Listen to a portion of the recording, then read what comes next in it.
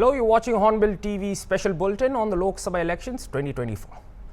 At the moment, all government officials, security personnel, political parties, political candidates and even the political party workers will be on their feet, as tomorrow India will be hosting the world's largest festival of democracy, the Lok Sabha elections for 2024. A lot has been said and done, a lot of entry and exits of leaders to different political parties, and all this for a chance to represent their respective constituencies in the Parliament of India. Tomorrow we'll see the first phase of voting begin in this year's Lok Sabha elections with 102 constituencies going to polls.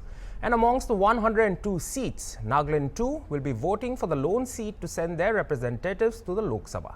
In today's newsroom, the focus will be on the election atmosphere currently running in the state of Nagaland. And to discuss more on this matter, our senior news analyst, Sir Al Nguli, will be joining us on this special newsroom, and we'll be talking a little bit about the current atmosphere that is currently running around in Nagaland, and also what this election means to the people and if there are changes and what is the unique feature of Nagaland's politics. First of all, thank you so much, sir, for joining me on the special newsroom. Before hitting right to the question, I mean, sir, if you've noticed, there is a kind of a political buzz that is currently growing in Nagaland with regards to the Lok Sabha elections 2024, especially with the fact that in the previous year, 2023, when we saw the assembly elections, we saw that a lot of people were voting in terms of faces and rather a party. But this time around, do you feel that the mood has changed and that the voters of Nagaland are now looking at not the face of the candidate, but rather the party that the candidate belongs to? Do you feel that there is this buzz that is currently flowing in the mood of people? Yeah, definitely, Kivi. This is a buzz that I don't think we saw it even during the state elections in the context of an opposition party that has not been in power for a very long time, Akivi. If we go down to the streets and in the shops, they are going to ask you, who are you going to vote for? You know, they'll ask you, BJP na Congress, I say. And then even my mom was asking me, you know, who is going to win? And like, I don't know who is going to win. And she was asking me about the Congress, you know, do you think they'll be coming to power? And then someone was also asking me, you know, what my opinions were in regard to whether the BJP would be coming to power. And so all these conversations, besides the buzz that is being created on social media by youngsters, somehow seems to suggest that this is perhaps for the first time such a big publicity wave is being created around the Lok Sabha elections in Nagaland, Akive. And I think, frankly, like we have seen a lot of elections come and go, and when we talk of buzz, we are very much conversant with what goes on in the media space. They are always talking about it. Our political leaders are always talking about it. But the difference this time here is that somehow there seems to be a perception that even the common people are very much interested in this election this time. And I think because this time it's not the NDDP or the BJPs, it's not the NCP.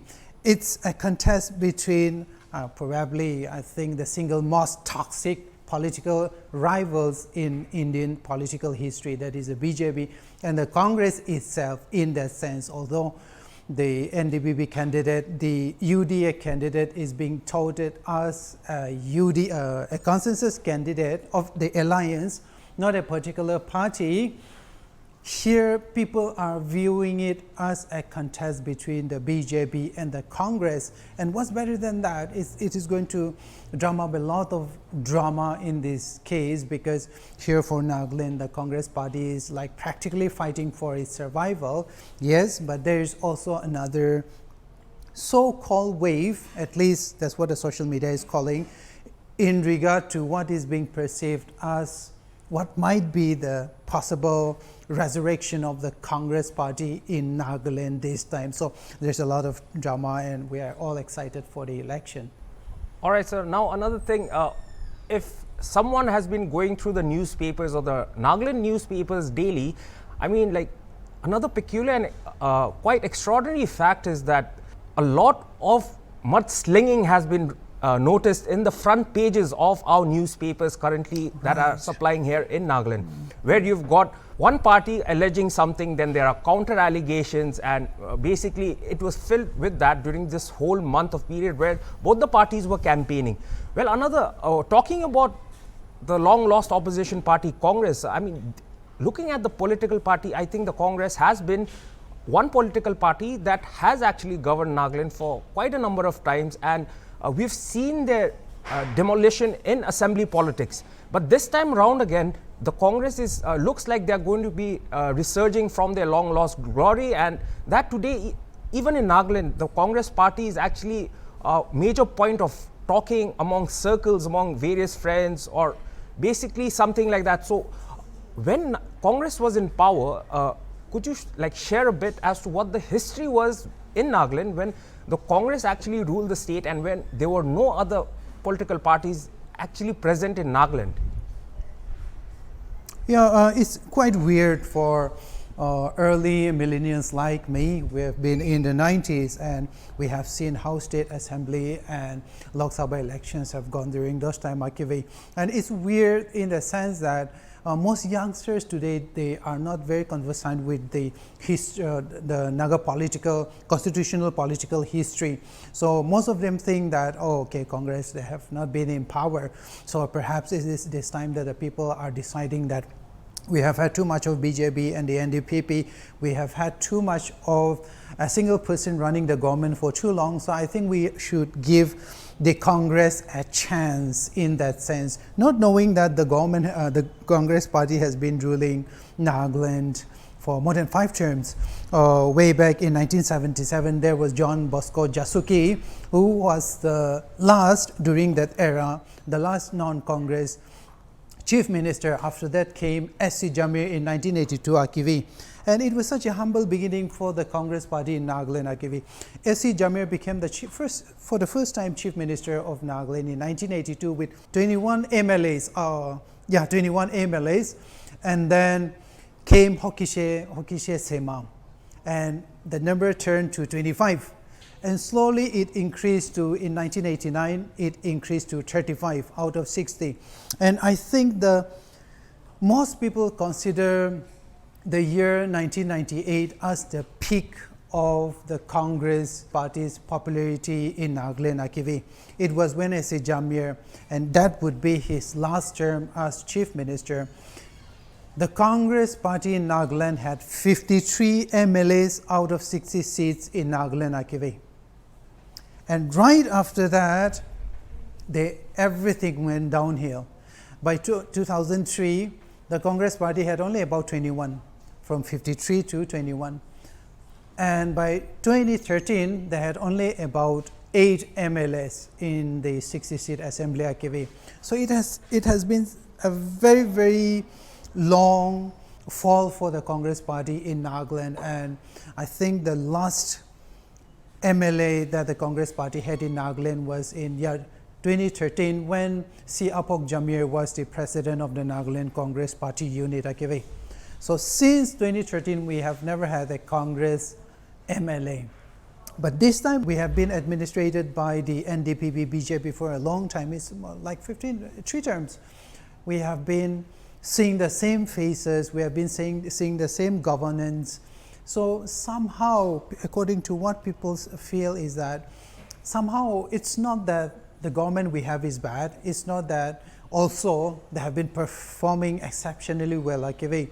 But it's just that there are some people who think, oh, bishi deri buisha, bishi government durina rakhisha, idia to dusra ke chance dibe. So I think it is that kind of a sentiment where people want to see, test a new air, if I may put it that way. They want to experience something new. So in that sense, they might even be saying that this time they're going to vote for the Congress just for the sake that they want to break the monotony of the narrative that we have been under a single party government for a very long time. So I think that might explain, but nonetheless, just I said earlier, this time, at least for the Congress party, they're looking to a position where they can somehow revive the fortunes of the party through the Lok Sabha elections. And the so-called wave that is going on, we never know. Right now, it's too early to say who will win and who will not. But according to the so-called wave that is going on, definitely it's going to be a very interesting election for all of us, Akivi. All right, sir. Talking of change, I mean, even personally, when I had gone to cover the 2023 assembly elections, while speaking to the normal voters of Nagaland, we could definitely find in their mindset that the candidate that the party belonged to did not matter. Rather, the face of the candidate really mattered. But this time around, basically, there's talks not about the persons that are contesting, but rather the political parties that have come engaged against each other, and which the results which will be declared on June 4th. But there is this certain kind of a change in the mentality of the mindset of the Naga voters that this time they are not going to look at the face but rather the party. Do you think that this trend will carry forward to our assembly elections too? And would that also encourage parties that are present in Nagaland to finally start selecting candidates not based on just face but rather principles and ideologies, sir? Yeah, I think that's relevant, of course. Like, no political system and no electoral mechanism is perfect enough to say that, okay, this person, this candidate actually qualifies for the values of this party, or vice versa in that case. But definitely it is true that there have been a time, actually, like in the 80s and 90s, those days, very few people used to look at a candidate. It was more of the Congress party those days, for instance. They ruled for about 5 terms, and even during my childhood, when we used to go attend political events, it was always about the party. So they will say, vote for the NDDB, vote for the NPF. It was never about vote for SC Jamir or Nifirio. No, it was never like that. So I think this has a psychological basis to how the herd mentality works. So over the about 15 terms that we have had in Nagaland with the NDPP and the BJP at the helm of affairs, I think it has mostly been about the personality candidature electoral process, where we look at the candidates and not the party. But this time, just like you mentioned, it's no more about, frankly, I didn't know who Subung Mirin Jamir was until a few weeks ago, and most of us won't. But this time, it's not about Mr. Subung Mirin Jamir or Chumben Muri.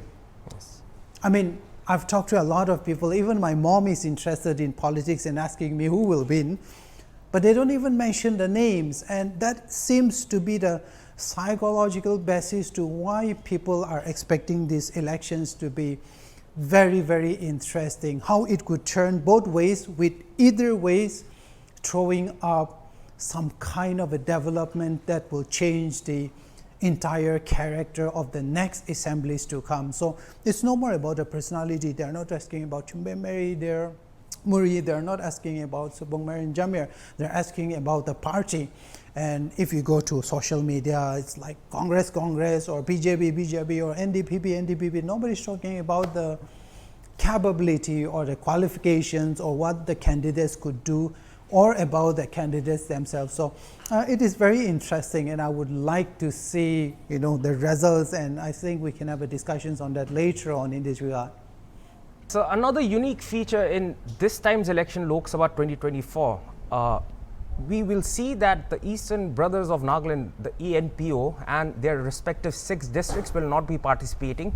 Looking at the data, around 4 lakh Naga voters belonging in the eastern part of Nagaland will not be exercising their franchisee. Well, the ENPO has made it really clear that ENPO is not boycotting, but rather they're going to abstain from it because of their demands not being met by the central government.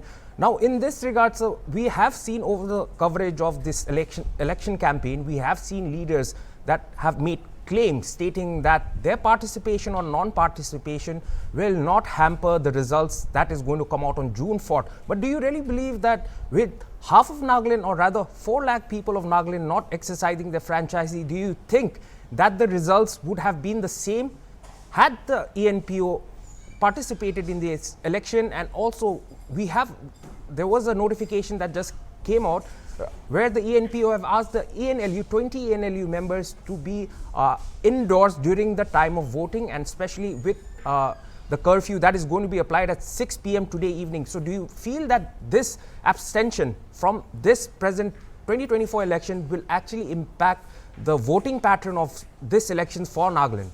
Well, we do respect whether you like it or not, Akivi, whether you vote or not, the electoral process will go ahead. Yes. With you or without you. You could have expressed your frustration in a very different way.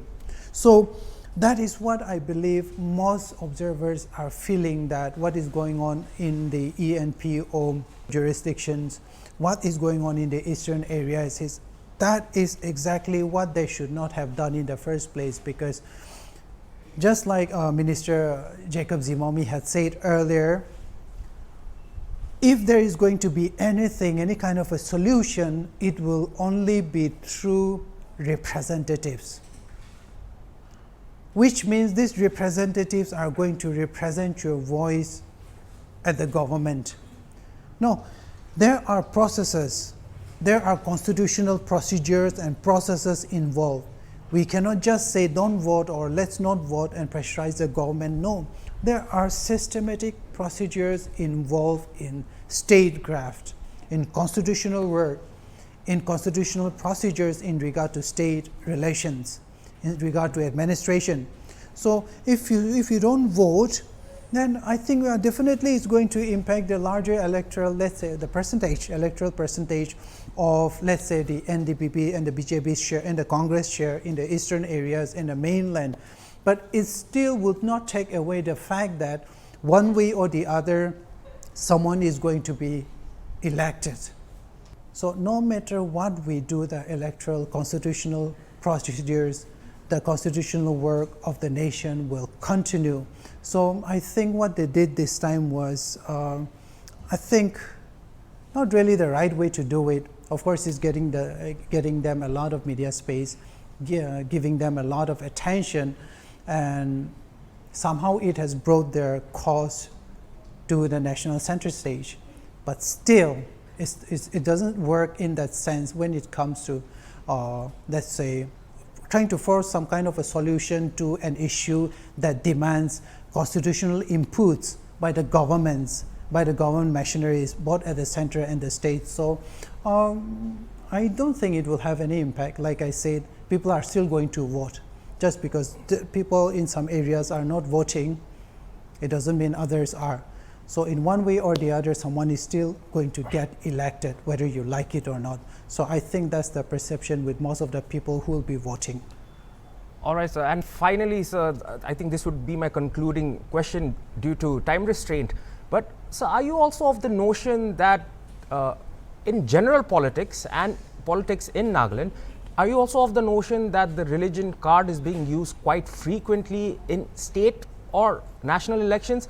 Or do you believe that the religion card has always been a unique characteristic of Indian politics? And also with the fact that, do you think that the religion card this time is being seen quite clearly in Naga politics? I think way back in 1998 when Atal Bihari Vajpayee was the Prime Minister, the whole idea of playing politics on religious lines was something which Mr. Vajpayee, who is a moderate, was something which he did not really encourage during that time. But of course, religion has always been part and parcel of India's cultural history. And this is not just a cultural capital. Religion is part of India's political capital, and somehow this seems to be instrumental in their vision. When we talk of development, for example, in India, there are people who think development is roads, electricity, telecom connectivity, but there are a lot of people in India who, for them, development is not just nice offices and buildings. It's about nice temples. So the religion, the whole issue of religion in India is not just a cultural capital. It is a very strong political tool and a political capital that unfortunately most people in leadership positions exploit for political gain. So especially with the BJP and the RSS and the reputation they have been having over the past 50 years in India, somehow the whole question of religion and intermixing it with democratic electoral processes is something that cannot be escaped. So for example, even the secular parties, the so-called democratic parties, they are not able to escape that conversation because the topic of religion has already been introduced, and in a democratic country like India, where the conversation is open to everyone, somehow there is a chance that any other topic different from the idea of religion will not be discussed. So unfortunately, this is something that cannot be escaped, at least at this time. So right after 1998, and then in 2014, now that the central government is going for the second term, in 2014, it was already established tacitly, without a written word, expressed word, that somehow religion will always be part of Indian political system and politicking. Okay. All right, so thank you so much for shedding light on the political scenario in Nagaland and also giving us a brief history of the Congress rule during their rule in Nagaland. Thank you so much. Thank you for having me. Well, that was our senior news analyst, Al Muli, and he just explained the current scenario in Nagaland and the so-called wave that is currently flowing in Nagaland, which could impact the results which we are keenly waiting for and which the results will be declared on June 4th. Well, tomorrow Nagaland goes to vote. We have about 13 lakh voters. That is counting all the districts in Nagaland. So we hope that each and every voter that is currently in Nagaland will exercise their right to vote so that they are part of this political process and that their vote is as important as each one here in India. And that was all for this hour's newsroom. For more news and updates, stay tuned to Hornbill TV. Goodbye.